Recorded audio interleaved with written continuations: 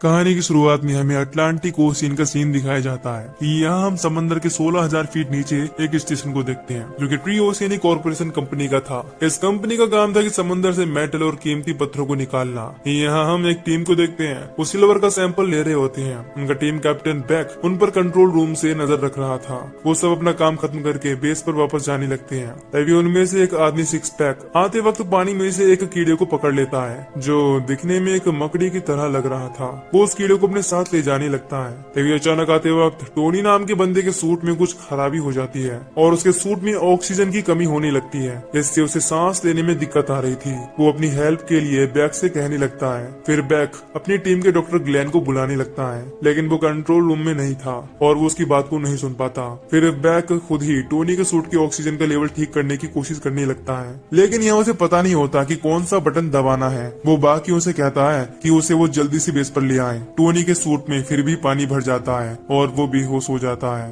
Base पर आकर back उसका सूट खोलता है। कुछ देर में उसे होश आ जाता है और वो बिल्कुल ठीक होता है। अब बैक सबसे कहता है कि हमारे इस स्टेशन पर रहने के केवल 3 दिन ही बचे हैं, इसके बाद वो सब जमीन पर होंगे। ये सुनकर वो सब खुश होते हैं क्योंकि वो पिछले 87 दिन से यहाँ थे। ये सब बात कर ही रहे होते हैं कि तभी वहाँ डॉक्टर ग्लेन आ जाता है। बैक उससे कहता है कि तुम्हें उस टाइम कंट्रोल रूम में होना चाहिए था। इस पर ग्लेन कहने लगता है कि शायद ये उसके सूट में होल हो जाने की वजह से हुआ होगा। यह कहकर वो वहाँ से चला जाता है। उसे तो मानो कोई परवाह ही नहीं थी। इसके बाद सब अपने अपने काम में लग जाते हैं। इधर विली सबके सूट को चेक कर रही होती है। तभी उसे सिक्स पैक के सूट में कुछ गड़बड़ी दिखाई देती है। जैसे ही वो उस सूट को खोलकर देखती है तो उसमें से वही मकड़ी निकलती है जो सिक्स पैक को पानी में मिली थी। फिर विली किसी तरह उसे पकड़ लेती है। इस पर वो सिक्स पैक से गुस्सा होती है और उसे स्पीकर पर सुनाने लगती है, लेकिन वो उसकी बातों को मजाकों में लेकर हंसने लगता है। खैर अगले सीन में बैक अपनी बॉस मार्टिन से बात करता है। वो उनसे पूछती है कि क्या मेटल के अलावा और कोई एक्सपेंसिव यानी कीमती चीज मिली है, लेकिन बैक कहता है कि उन्हें ऐसी कोई चीज नहीं मिली, हमें केवल सिल्वर के मेटल के अलावा कुछ नहीं मिला। अब मार्टिन कहती है कि तुम्हें कुछ ऐसा ढूंढना होगा जिससे हमारी कंपनी के शेयर मार्केट में बढ़ जाए। यह कहकर वो वीडियो कॉल कट कर देती है। इसके बाद सब एक जगह खाना खाने लगते हैं। तभी अचानक समुद्र में सुनामी आने लगती है। इस वजह से उनका बेस हिलने लगता है। यार सिक्स पैक जब अपने बेड पर लेटने जाता है तभी उसे वही मकड़ी मिल जाती है, जिससे देखकर वो डर जाता है और बाहर आकर बिली को सुनाने लगता है क्योंकि उसने ही मकड़ी वहाँ रखी थी। उन दोनों को लड़ता देख बैक उन्हें बाहर खुदाई करने भेज देता है। बिली को वहाँ एक मेटल का टुकड़ा मिलता है। बैक उन्हें और कुछ भी ढूंढने को कहता है। तभी सिक्स पैक नीचे एक खाई में गिर जाता है। उसके गिर जाने के बाद कंट्रोल रूम में उसका सिग्नल मिलना भी बंद हो जाता है। अब विली कहती है कि वो उसे ढूंढने जा रही है। कंट्रोल रूम में सब आ जाते हैं और सिक्स पैक को ढूंढने की कोशिश करते हैं। कंट्रोल रूम में बैठे सब लोग देख रहे थे क्योंकि हर सूट में एक कैमरा लगा था। इसके बाद बैक वो मैन से पूछता है कि सूट कितनी देर तक पानी में सर्वाइव कर सकता है। इस पर वो कहती है कि वो केवल 30 मिनट ही सपोर्ट कर सकता है। अब विली को आगे जाने पर एक डूबी हुई पुरानी शिप मिलती है। डॉक्टर ग्लेन बताता है कि यह शिप रशियन है। उस शिप का नाम लेवाइथन होता है। इसके बाद बैक जोन्स और कॉफ को सूट पहनने को कहता है, जिससे वो जल्दी से सिक्स पैक को ढूंढ पाए। वो मैन इस शिप के बारे में सर्च करती है, जिससे पता चलता है कि यह शिप अभी भी रशियन नेवी में एक्टिव है और इसकी लोकेशन बाल्टिक सी है। ग्लेन कहता है कि ये खबर गलत भी हो सकती है, शायद उन्हें पता ही नहीं हो कि हमारी शिप कहाँ है। इधर शिप के अंदर बिली को बहुत सी कंकाल मिलते हैं। उनसे बचती हुई आगे जाने पर उसे सिक्स पैक भी मिल जाता है। वो काफी खुश होने लगता है क्योंकि उसी शिप में उसे एक बॉक्स मिला था। खैर वो उस बॉक्स को लेकर बेस पर वापस आ जाते हैं। सब उस बॉक्स को चेक करने लगते हैं। इसी बीच सिक्स पैक उसमें से एक शराब की बोतल को छिपा लेता है। उन्हें उसमें बुक्स और रशियन करेंसी भी मिलती है। फिर उन्हें एक छोटे बॉक्स में बोर्ड का भी मिलती है। इसके बाद बैक और ग्लेन कमरे में उसी शिप के कैप्टन की वीडियो को देखने लगते हैं, लेकिन बैक को रशियन लैंग्वेज नहीं आती थी, जिस वजह से ग्लेन उसे ट्रांसलेट करके बताता है कि उस वीडियो में वो किसी अजीब तरह के इन्फेक्शन के बारे में बता रहा है जो उसने पहले कभी नहीं देखा था। तभी अचानक कैप्टन के पीछे से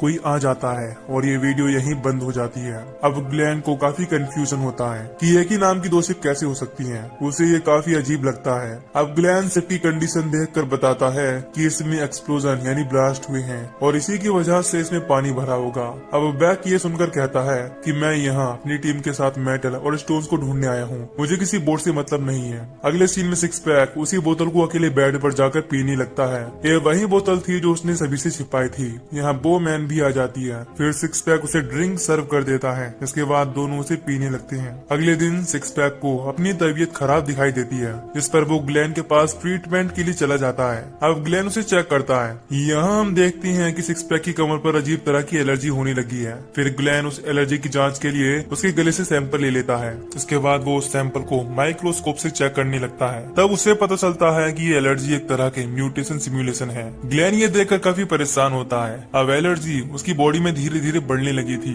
ग्लेन को काफी कोशिशों के बाद पता चलता है कि ये बीमारी एक जेनेटिक ट्रांसफॉर्मेशन है। इससे सिक्स पैक तेजी के साथ बदलने लगेगा। सब अपना काम खत्म करके वापस बेस पर आते हैं। फिर ग्लेन बैक को अपने केबिन में बुलाता है और सिक्स पैक की कंडीशन को दिखाता है। ग्लेन कहता है कि कुछ टाइम में सिक्स पैक की मौत हो जाएगी। इसके बाद ग्लेन टीम के हर बंदे का चेकअप करने लगता है। ग्लेन सबका चेकअप करता है। इसमें वो सब बिल्कुल ठीक थे। इसी बीच जब बोमैन का नंबर आता है तभी वहाँ बैक आकर ग्लेन को अपने साथ ले जाता है। अब वो दोनों इस बीमारी के बारे में मार्टिन से बात करते हैं। वो उसे जल्दी ही एक मेडिकल टीम को भेजने को कहते हैं, लेकिन मार्टिन उनसे कहती है कि कुछ टाइम में एक तूफान आने वाला है, इस वजह से वो मेडिकल टीम नहीं भेज सकती।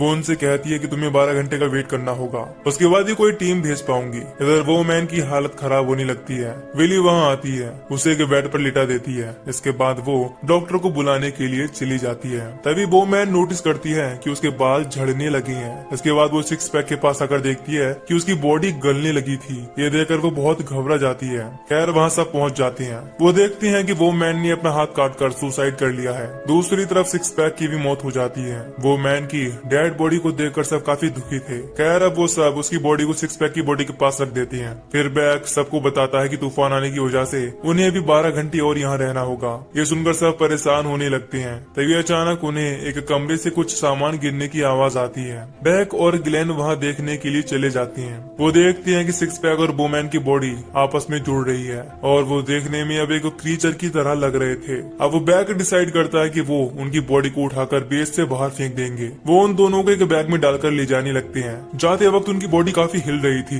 तभी उस बैग के अंदर से एक क्रीचर बाहर निकलने लगता है और उन पर हमला करने लगता है, लेकिन सब मिलकर किसी तरह से उसे बेस से बाहर फेंकने में कामयाब हो जाते हैं। इसी बीच उस क्रीचर का एक हिस्सा कटकर बेस के पानी में गिर जाता है। इसके बाद हम विली को देखते हैं जो बाथरूम में नहा रही होती है। वो वही पानी यूज करती है जिसमें वो कटा हुआ हिस्सा था। इसी बीच हम देखते हैं कि उस क्रीचर के हिस्से से टेंटिकल निकलने लगे हैं। इधर बैक, जोन्स और कोब मिलकर सिक्स पैक के रूम की तलाशी करने लगते हैं। उन्हें वहीं ड्रिंक की बोतल मिल जाती है जो कि सिक्स पैक और बोमैन ने अकेले ही पी थी। सबको पता लग जाता है कि सिक्स पैक की मौत इसी वजह से हुई है। हो ना हो ये बीमारी इसी ड्रिंक की वजह से आई है। अब अगले सीन में हम जोन्स और टोनी को देखते हैं जो किचन में खाना लेने आए थे। टोनी जैसे ही ऊपर का ड्रॉर खोलता है उसमें से वही क्रीचर का टेंटिकल निकलता है। वो टेंटिकल अब एक फिश की तरह दिख रहा था। वो टोनी की बॉडी में घुसने लगता है। वो उसे खुद से दूर रखने की काफी कोशिश करता है। ये देखकर जोन्स डर जाता है और सबको बुलाने के लिए चला जाता है। जोन्स उसे वहीं कमरे में बंद करके जाता है, लेकिन जब सब यहाँ आते हैं तो टोनी वहाँ नहीं मिलता। वो टेंटिकल उसे पानी के अंदर खींच कर ले गया था। तभी वो देखते हैं कि बिली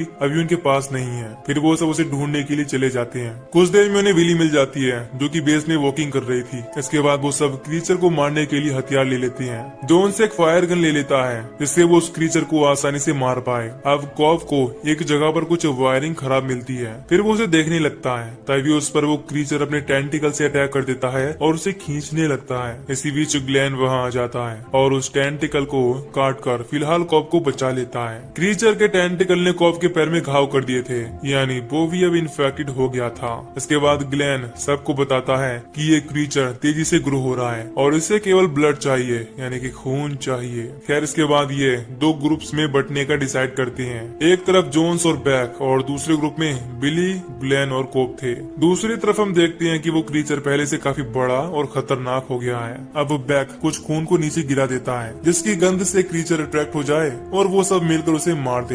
इधर कोप की तबीयत खराब होने लगती है। ग्लेन ये देखकर शॉक होता है। फिर वो कंट्रोल रूम में आकर बेस के इमरजेंसी सिग्नल को स्टार्ट कर देता है। दूसरी तरफ वो क्रीचर उस खून की गंध से उनकी तरफ आने लगता है। इधर कॉफ की कंडीशन और खराब होने लगती है। उसके हाथ पर क्रीचर जैसे दांत दिखने लगते हैं। बिली ये देखकर डर जाती है और बैक को बुलाने के लिए उसकी तरफ जाने लगती है। जैसे ही वो उनके पास पहुंचती है वो क्रीचर उसे देख लेता है और उसके पीछे लग जाता है। फिर किसी तरह बैक और जोन्स विली को बचा लेते हैं। इधर कॉब ग्लेन पर अटैक कर देता है। इससे अब वो भी इन्फेक्टेड हो जाता है। इसके बाद बैक, बिली और जोन्स कंट्रोल रूम में आते हैं। वहाँ वो देखते हैं कि ग्लेन ने उनके मरने का वारंट बना रखा है जिसमें उसने लिखा है कि हम खुद ही इस बेस पर मरने को तैयार हैं ताकि ये क्रीचर मेन लैंड पहुंचकर अटैक न कर दे। फिर वो मार्टिन से कांटेक्ट करते हैं और कहते हैं कि हमें जल्दी जल्दी से यहाँ से निकाल लो। लेकिन मार्टिन कहती है कि समंदर में अभी भी तूफान चल रहा है और वो 48 घंटों के बाद ही वहाँ उन्हें रेस्क्यू करने आ सकती है। जोन्स उससे कहने लगता है कि तुम हमारे साथ ऐसा नहीं कर सकती, लेकिन मार्टिन तुरंत ही कॉल काट देती है। खैर अब उनके पास वेट करने के अलावा कोई रास्ता नहीं था। विली जोन्स आराम करते हैं और वैक वहाँ नजर रखता है। फिर उन्हें पता चलता है कि न्यूज में कहा गया है कि अटलांटिक ओशन में काम करने की एक टीम की मौत हो गई है, यानी मार्टिन ने बता दिया है कि उसकी टीम समंदर में मर गई है। इसका सीधा मतलब ये था कि वो उन्हें बचाने के लिए कोई भी टीम भेजने वाली नहीं है। खैर तभी वो क्रीचर बेस की हवा को बंद कर देता है। अब उनके पास सिर्फ 10 मिनट ही थे यहाँ से निकलने के लिए। इसके बाद वहाँ की ऑक्सीजन खत्म हो जाएगी और टाइम पूरा होने पर बेस ब्लास्ट भी हो जाएगा। फिर वो तीनों जल्दी से वहाँ से जाने लगते हैं। रास्ते में उन पर वो क्रीचर अटैक करने लगता है। तभी बैक कुछ इलेक्ट्रिक तारों को उसके ऊपर डाल देता है, जिससे वो क्रीचर अभी के लिए वहाँ से भाग जाता है। अब उस क्रीचर के अंदर टोनी और ग्लेन के चेहरे दिखाई दे रहे थे, यानी उसने उन्हें भी एब्जॉर्ब कर लिया था। वहाँ के दरवाजे खुद व खुद लॉक होने लगते हैं। तभी वो क्रीचर वहाँ आकर बैक को पकड़ लेता है। वो जैसे ही अपनी टेंटिकल से उस पर अटैक करता है,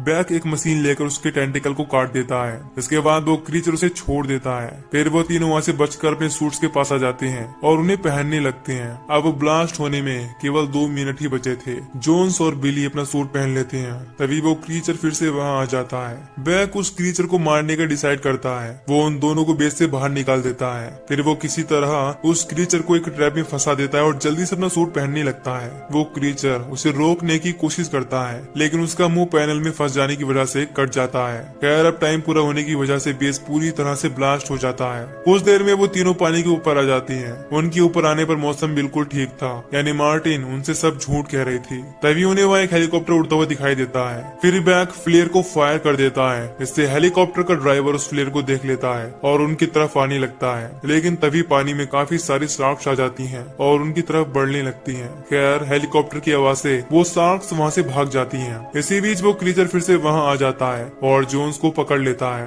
अब बैक विली को हेलीकॉप्टर के पास छोड़कर खुद जोन्स की हेल्प करने चला जाता है, लेकिन क्रीचर जोन्स को खा जाता है। फिर बैक एक बॉम्ब को उस क्रीचर के मुंह में डाल देता है। तभी एक बहुत बड़ा ब्लास्ट होता है और इस बार वो क्रीचर मारा जाता है। इसके बाद बैक हेलीकॉप्टर पर लटक जाता है। फिर वो दोनों अपनी कंपनी पहुंचते हैं। वहाँ उन्हें मार्टिन मिलती है। मार्टिन उन्हें जिंदा देखकर काफी खुश होती है और कहती है कि तुमने कर दिखाया, तुम कैसे हो। तभी बैक उसे एक पंच मारकर नीचे गिरा देता है और कहता है कि बहुत अच्छे। इसी के साथ ये मूवी यहीं पर खत्म हो जाती है। तो दोस्तों अगर आपको इस मूवी की एक्सप्लेनेशन पसंद आई हो तो वीडियो को लाइक और चैनल को सब्सक्राइब कर दीजिए। बाकी मैं मिलूंगा आपसे न्यू वीडियो में। Till then take care, love you, bye bye.